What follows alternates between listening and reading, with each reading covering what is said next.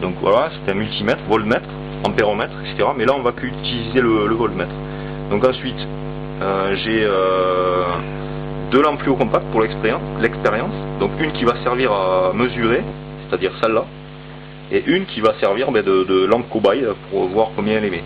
Ensuite j'ai amené une rallonge, un enrouleur quoi, pour vous montrer, pour avoir la prise sous la main, là, ici. Donc il y a un petit interrupteur ici qui va nous permettre d'éteindre et d'allumer la lampe qui est la lampe de bébé, quoi, la lampe de chevet de bébé.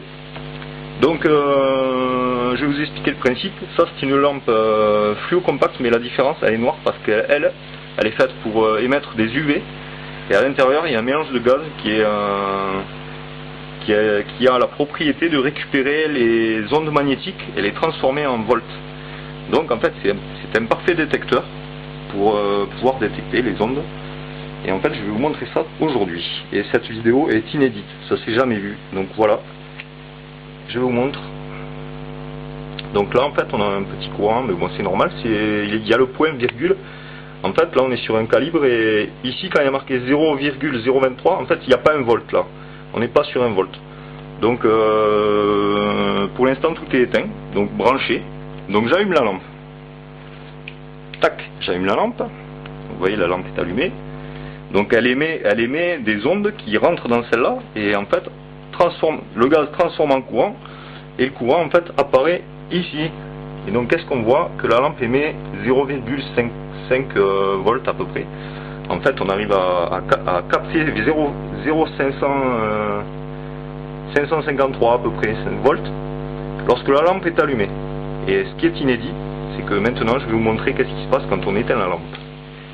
On éteint la lampe. Que se passe-t-il? Je ne sais pas si vous voyez bien.